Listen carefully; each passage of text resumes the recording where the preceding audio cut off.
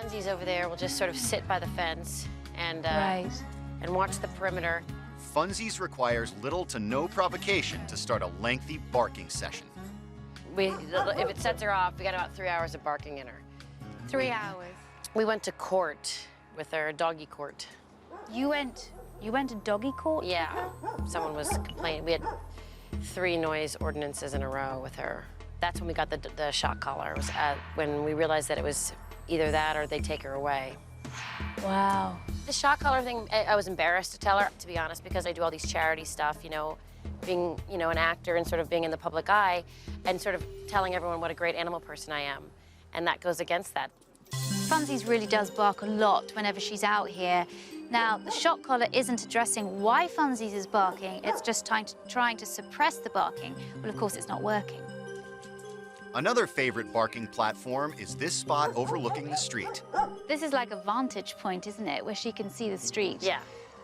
And anything that passes by. Yeah. She'll bark at anything going on down there. Actually, Jackson will too. And God forbid there's a dog walking, and she'll just stand there and harass them. She'll bark at She'll them. bark at anything going on down there. So she'll just continue. Yeah. Okay. And when Funsies starts barking, the others too often join in.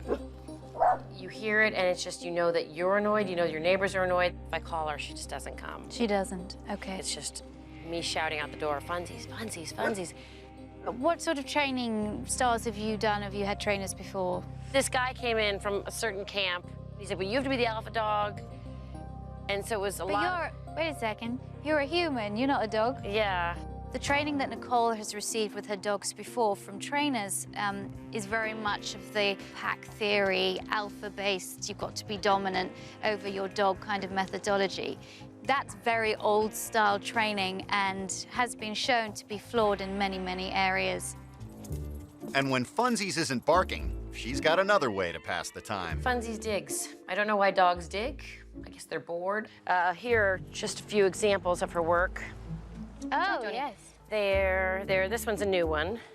That one just happened, I don't know when, just the other day. Ah, okay. And it's, That's a good hole. Yeah. Funsies is a hunting breed. This dog is programmed to seek, go find, and hunt animals. So she digs, and there are numerous holes in the lawn of where she does dig. Does she get walked? Every day, a dog walker comes and takes them for between an hour and a half and 3 hours a day. They get lots of exercise. Lots of exercise. Funsies is a really challenging dog. The 70-pound bundle of barking and digging, and I love her to death, but she's just a little out of control. What was it like going to court because your dog was barking? It was humiliating because I love my dogs, I take care of them, and you feel like you're sort of one of these people that just leaves their dogs tied to a chain in the backyard, and that's not me. But the difference between us in court, we're the same. That dog's a nuisance and so is mine. I think because of the way that you've disciplined Funsies in the past, she's just blocking you out. She gets shouted at a lot, she gets shocked a lot. And I feel you're uneasy with this type of training anyway. I feel like it goes against who you are and what you feel is right. Now, she turns her attention to Funsies and her excessive barking. I want to show you a technique that you can use when you're up here. Oh, okay, good. All right? And it's called the removal technique. And I'm going to show you what to do when she barks. Okay. All right? I got to wait for a little bit more. Okay, now, enough. Let's go. Victoria takes Funsies down the stairs for a 30-second timeout. Good girl. Then returns with all the dogs to take the training to the next level. If there's only one owner present, you can't just take one dog down for timeout and leave all the others barking. So I wanted to set up a ritual of behavior. As soon as one dog starts barking, you all go downstairs. So Jason, when Funsies barks again, I just want you to say enough, go to her and put her out for a timeout. Sure. And Nicole, I want you to just make a sound or just call the dogs. Let's go and you walk down with them and see what the dogs do. Let's have the distraction noise again. Now go. Now go. Funsies. Enough. To all the dogs, enough. Good. Lovely. Enough. Sure enough, as soon as Jason takes Funsies for her timeout, Good. the other dogs follow without complaint. You can take all dogs in for 30 seconds, and then you can bring them out again. All the dogs are pretty smart. I think if they do this a couple of times, the dogs are going to realize we bark, we get put inside. The timeout works well, but climbing those steps can get exhausting. It's a workout. I wanted to give Nicole and Jason another method they can use inside and outside, actually, the house, so they don't have to go down the stairs all the time. I'm going to show you how to take charge control without taking the dogs down, because I want to arm you with a whole load of different things that you can do in the situation, okay? And this is what you can also use at the door. All right? Can you make noise again?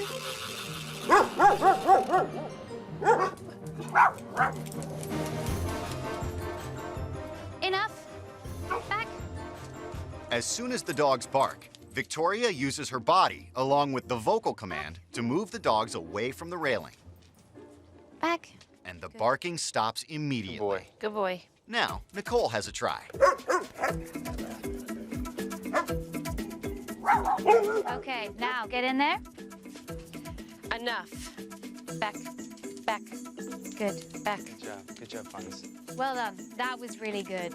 Okay, so that's two things that you can use. The timeout removal and also the enough back. Okay. Managing Funsies barking is a good start, but to get to the heart of the problem, Victoria brings Nicole and Funsies to a training center where working dogs learn search and rescue. I wanted to bring Nicole to see some really great search and rescue work here because I think it's something that she can do with Funsies. Getting Funsies to search out toys and also to find people, I think would really be a great thing for her to do. Why is it so important for people who own hunting breeds like the Catahoula to do this kind of thing with their dog at home? It helps stimulate the dog in a productive way that its instincts and breeding and training has already kind of brought the dog, you know, so you can mold it and you can control it instead of the dog doing it in ways it wants to do it.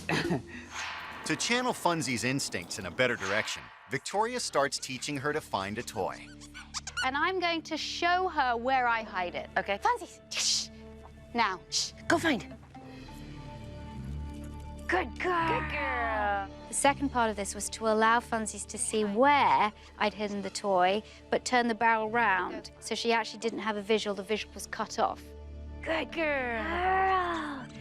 Good girl. Good girl. Okay, Go find. Good girl. Then I wanted to use the search and rescue part.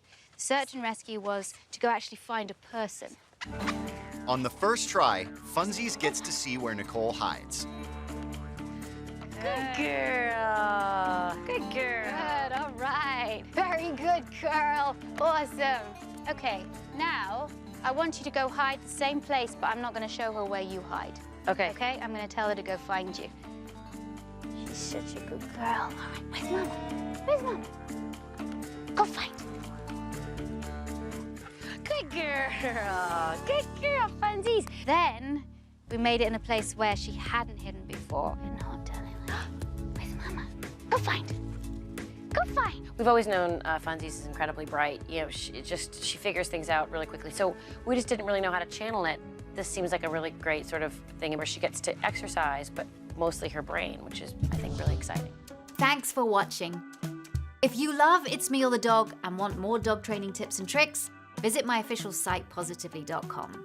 And if you're interested in learning more about becoming a dog trainer, check out the Victoria Stilwell Academy.